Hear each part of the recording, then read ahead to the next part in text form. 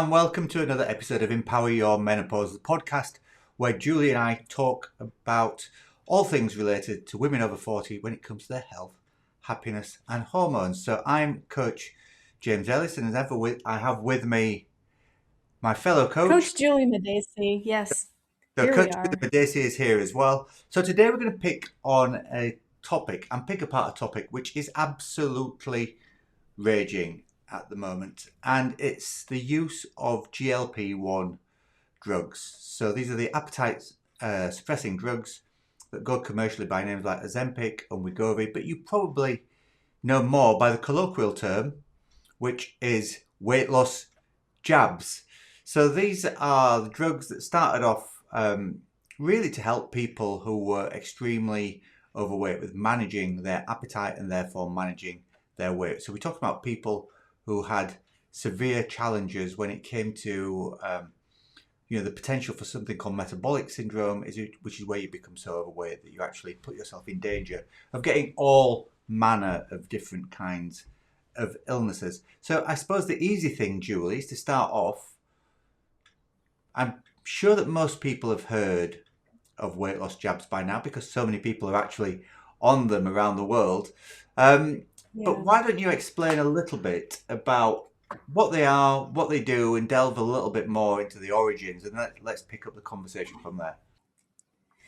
Um, so GLP-1 drugs were originally designed to help people who had type 2 diabetes. What they do is they mimic a hormone your body already produces called GLP-1, which is a glucagon-like peptide. And it's something that helps regulate your appetite. It signals your brain that you're already full. So these drugs tend to slow down the emptying of your stomach so that you feel fuller more quickly and you feel fuller for longer.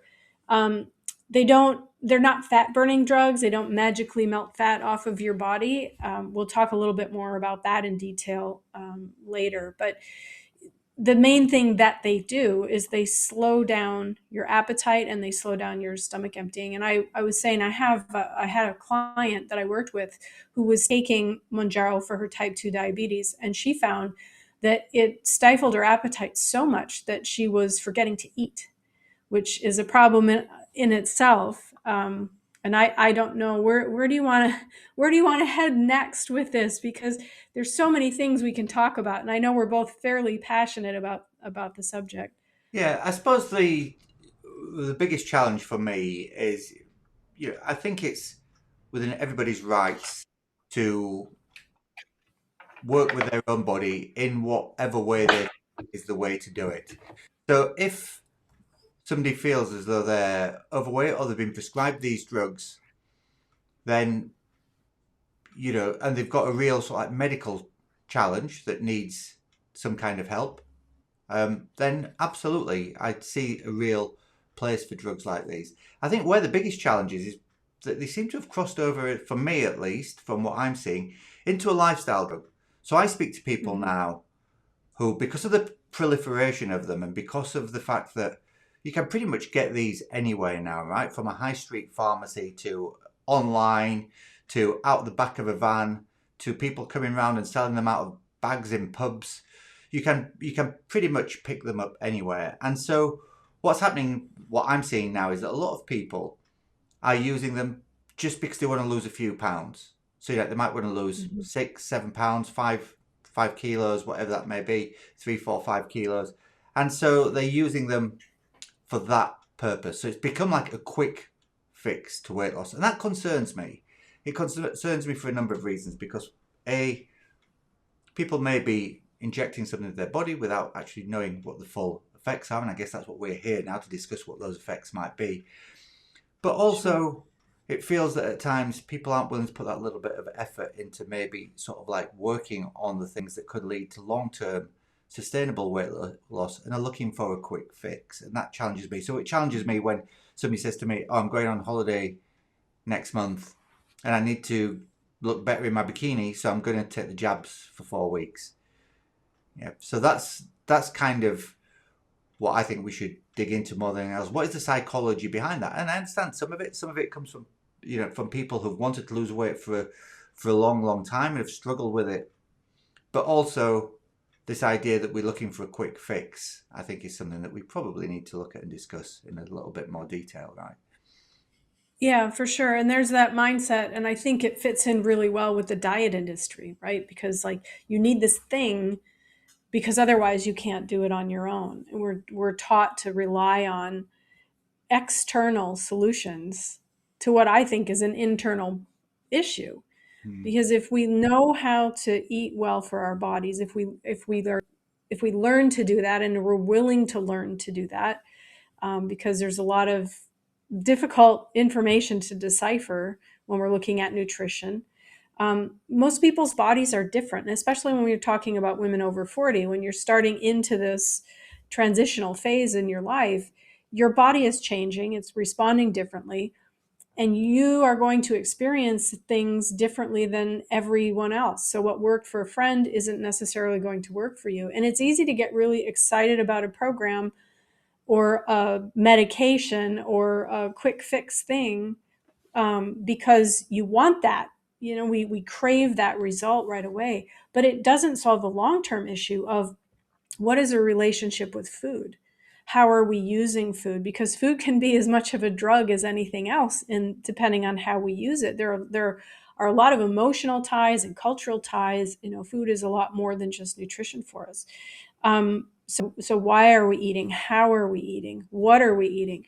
And do we want long-term health, or do we want to just be thin? Because those are two very different things. Mm. And healthy doesn't always mean skinny, and skinny definitely doesn't mean healthy in most people's cases.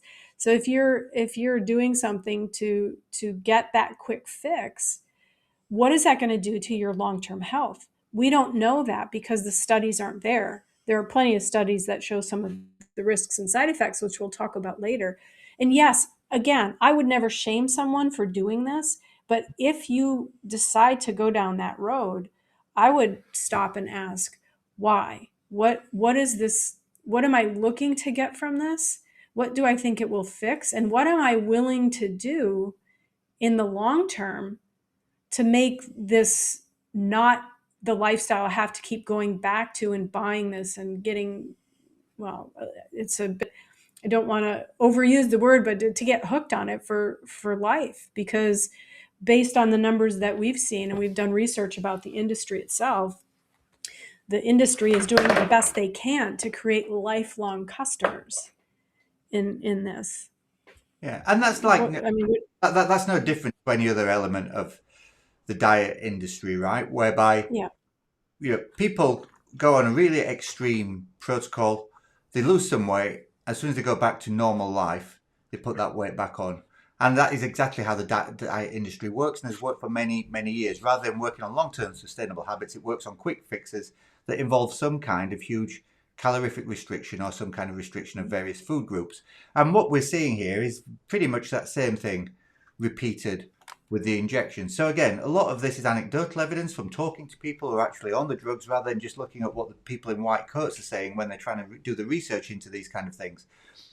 But I know several people who've said to me they went on the drugs, lost a lot of weight, and then as soon as they came off the drugs, they've put the weight all back on. And that is because one of the recommendations about taking the weight loss jabs overall, which seems to be ignored by almost everybody, is the fact that they're meant to be used in conjunction with some kind of coaching or education program around what can work when it comes to long-term lifestyle change that can actually affect somebody's weight. So while you're on the drugs and you're using them as a short-term stopgap, then you can put the levers in place which will help you manage your weight long-term moving forward.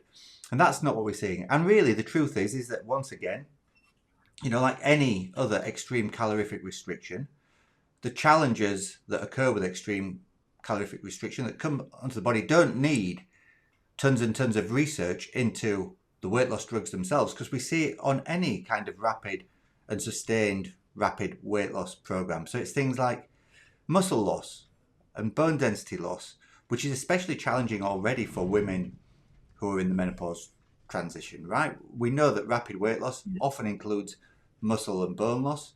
We know that less muscle slows your metabolism down. And we know that that fall in estrogen that occurs during and after the menopause transition also contributes to both of these things. So if you're losing weight, but you're sacrificing muscle and you're sacrificing bone mineral density at the same time as well, then that is a real challenge later in life for women. And that's one of my concerns there would be that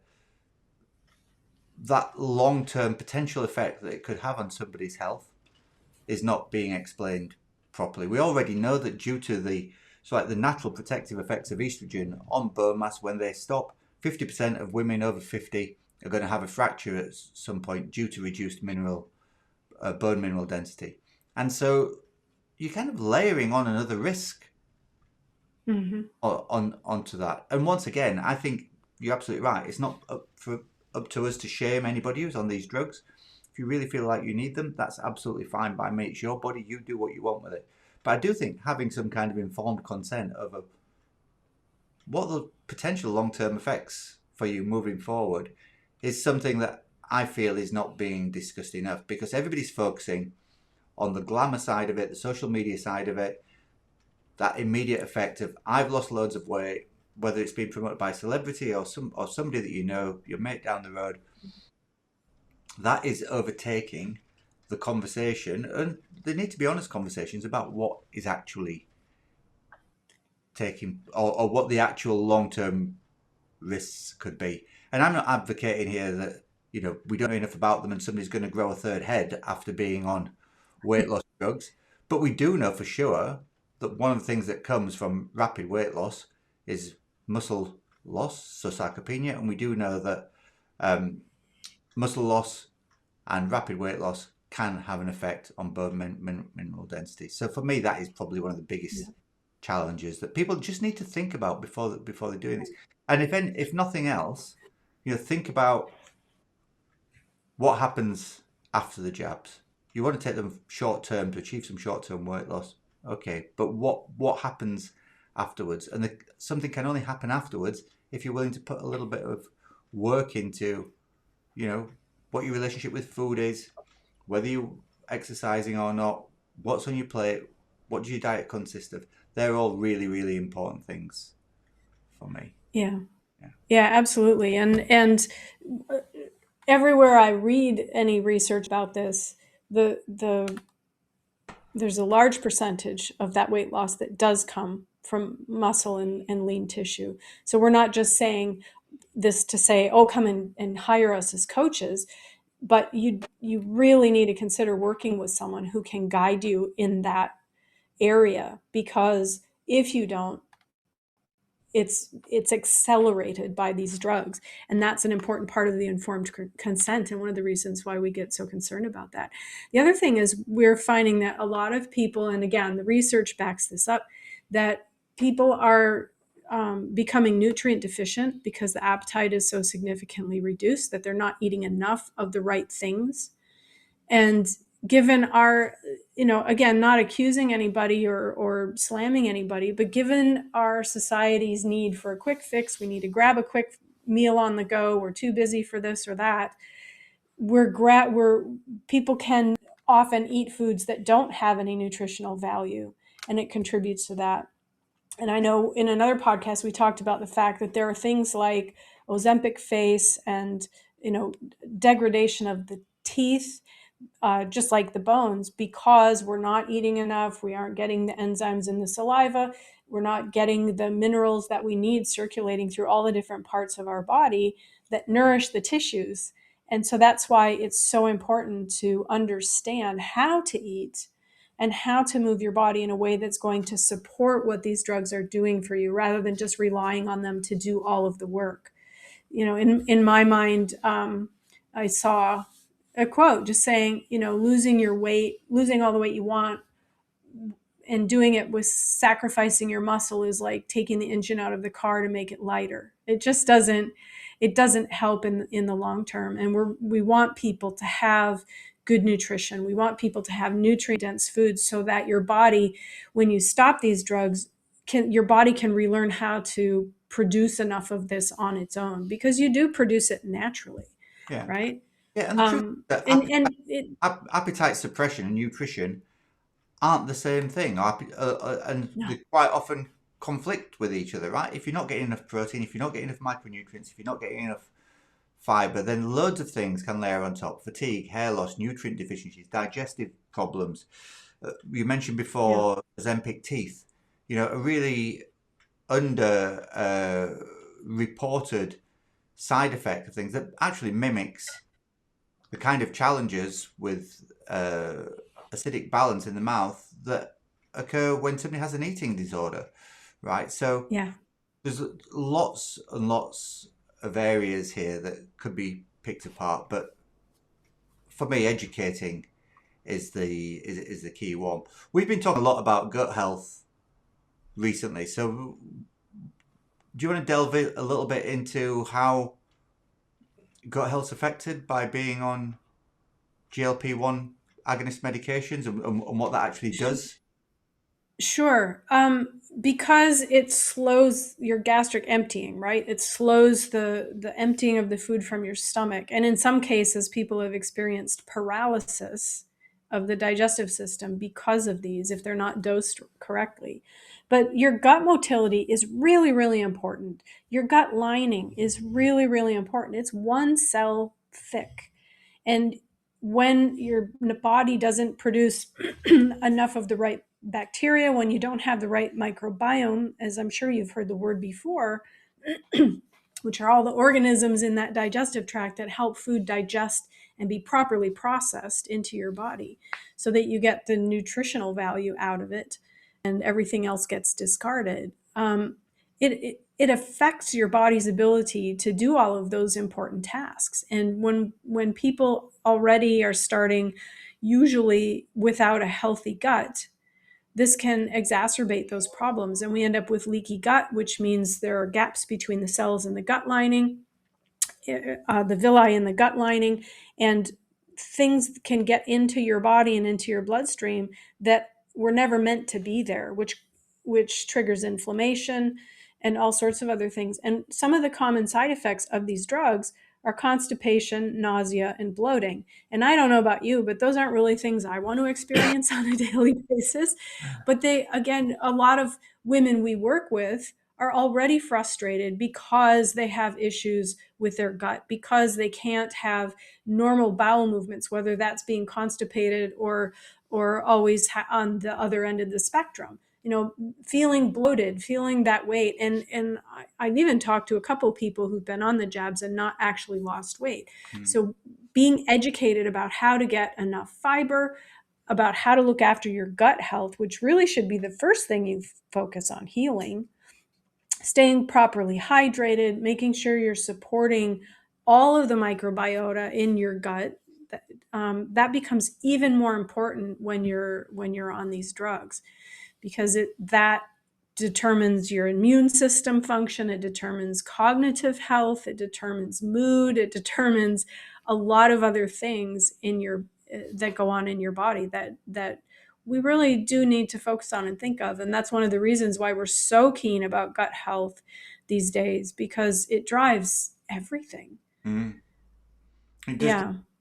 And, within all this, it might sound that we're being a little bit negative about all these medications. I think it's worth noting as well that there are lots of people that actually benefit from a GLP-1 agonist, right? People who are severely Sure. obese, people who've got uncontrolled type 2 diabetes, people with metabolic complications, even those who might have tried every single thing from a lifestyle point of view, but just can't get through it. But it's important as well to note that medication needs to be a tool rather than the entire strategy. And I guess that's where, and again, this is not an advertisement for our services, it's an advertisement for working with somebody, if need be, who can help you with that, what I'd call the coaching gap between sort of like taking the drugs and what happens afterwards. Because the thing that we're seeing is that the lifestyle guidance isn't really happening for a lot of people. There'll be some companies who say, you've got to do a regular check-in, and they do it online with a camera so they can actually see what's going on. I was speaking to somebody the other day who switched medications or switch provider of medications specifically because she didn't want to have to do that filming of her recording her weight on the camera. So the accountability was leaving the conversation totally for her, despite the fact that, and there are many suppliers of these drugs. Some might come from your doctor, some might come from a pharmacy. There are people who are doing this ethically and honestly and doing it right, and they are trying to add in that coaching element to their clients or the use of the drugs, and they are trying to make sure there's some accountability there. But when you can just switch on a whim to another provider who might be lower cost or cheaper or might be cutting corners somewhere, that is a challenge. And so, having that support of a strength training program, making sure your protein's right, making sure you're having enough varied nutrients in your diet, making sure that you're trying to take care of your gut, working on things like behavior change, sleep, stress regulation, all the things that we talk about so often that are so important towards general good health, tend to be missing from some of the programs, not from all of them, but from Yeah. some of them. Well, and the more this spreads, and the easier it is to get from people who aren't necessarily educated in how to use them properly, this becomes more of a concern, and it's something that we're not seeing as a requirement for people who sell these drugs, which is why we're raising the issue. Because let's face it, just because you lose weight doesn't automatically make you healthier. If you don't have a healthy lifestyle, your metabolism could still be needing support. If, as we've said probably 100 times by now, when you're losing muscle, it affects your body. It affects your hormone health. It affects your nutrient status, if you will. And without understanding how to support those things, we aren't necessarily getting healthier just because we're losing weight.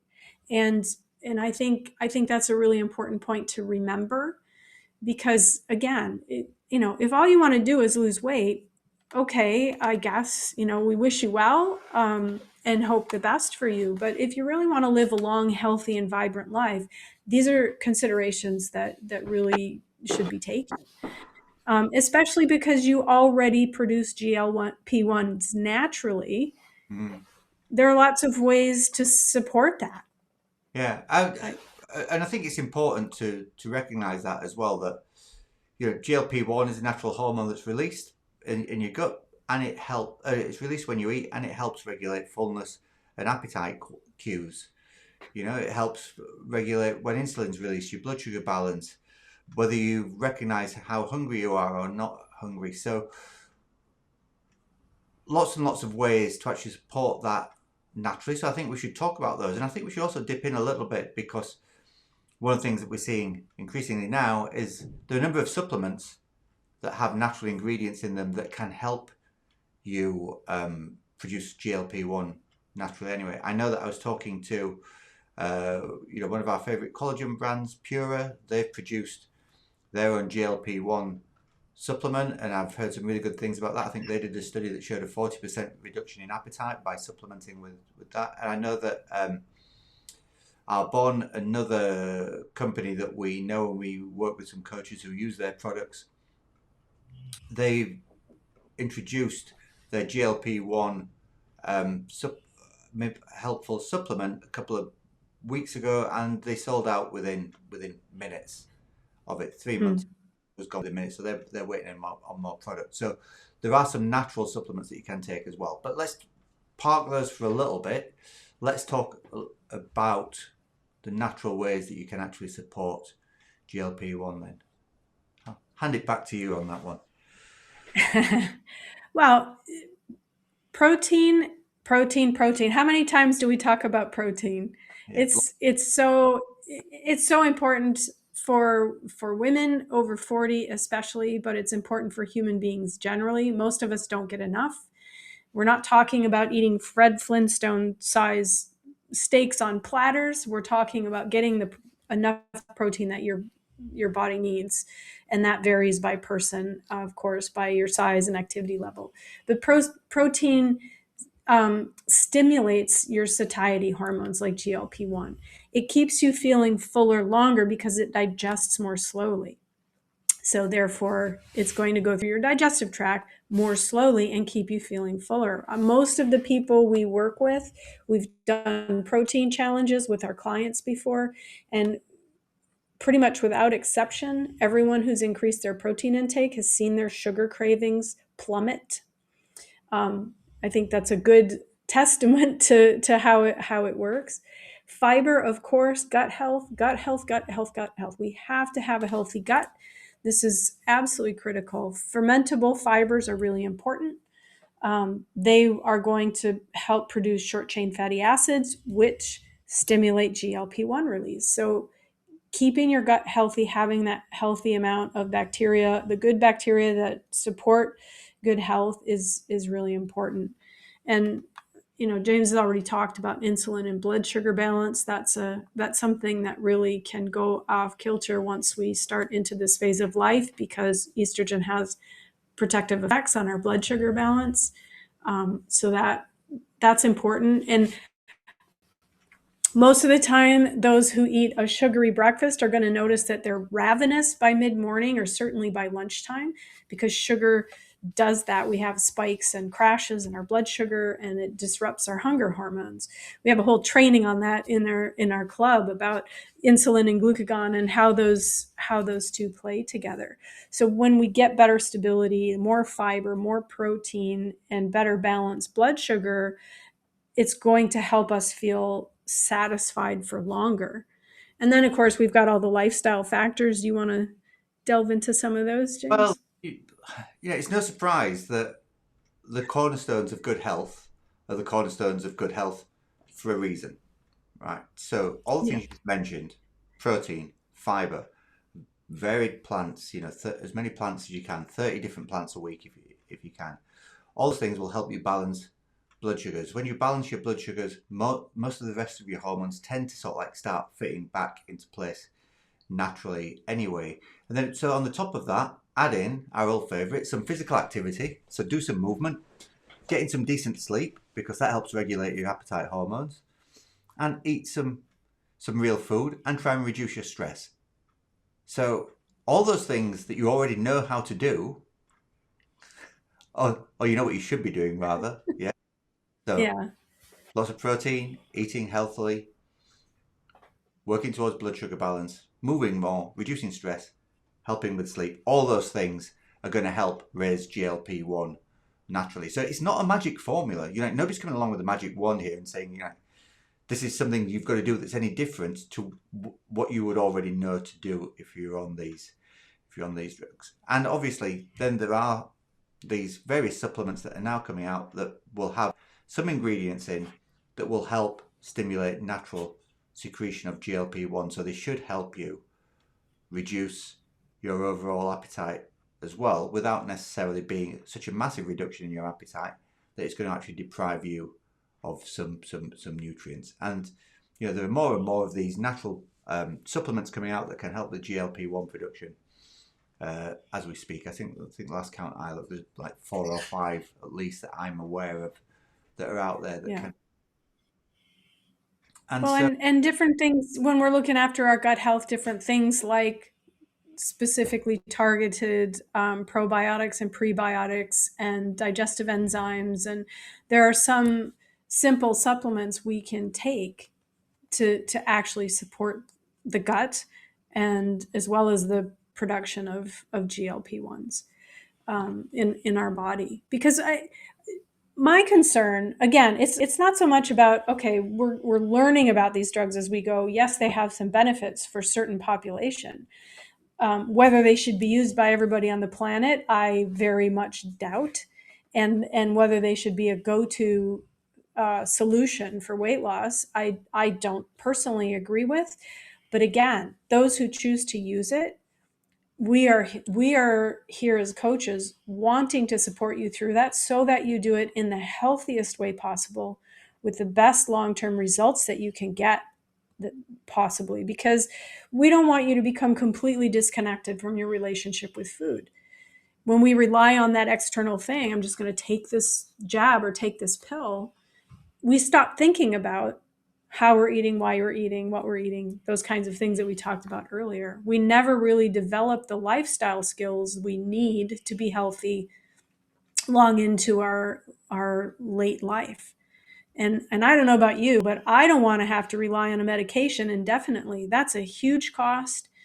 Financially, it's a huge cost. Emotionally, it's just a huge cost all the way around to our health generally, I think. 100%. So I think Yeah. we've probably just about covered it to death there, right? And we hit the 30-minute mark for the pod as well. So let's throw an end to it there. I suppose there's a couple of things to say, really, is that, first of all, if you've got any concerns or you've got any questions about this and you want to talk to either myself or Julie direct, we'll pop our emails at the end of the episode in the notes, and then just drop us an email. We're happy to jump on a call for 10-15 minutes and chat through what your options may be. That doesn't have to be working with us. It can just be if you want some advice about where we think you should go, what we think you should do, and what else might help. One of the other things that can certainly help is our newly launched Gut Reset course. So this is a Gut Health Reset. 2 levels to it, level 1, level 2, 4 weeks, or an additional 4 weeks. It's food first, going to help settle digestion, restore a healthier microbiome, all those kind of things that can actually help with producing GLP-1 naturally. So if you're interested in that, then head to gutresetcourse.com. We'll pop all the details of that in the show notes as well. So I think that's it for this week, unless you've got anything you'd like to add, Julie. I don't. I guess the only other thing I would say is, again, we're not trying to bash anyone who uses these. We respect your choice and your autonomy in decisions about your body and your lifestyle, but we really do care about your long-term health and your well-being, and that's why we're so passionate about this and why we want to support people in any way we can through this and every other phase of life that we can. But certainly if you make the decision to use these medications, to give you the support that you need. Fabulous. Okay, so that's it for this week then. We've been coaches James and Julie from Fabulous Beyond 40. Stay strong, stay fabulous, and we'll see you next time. Take care. Bye, everybody.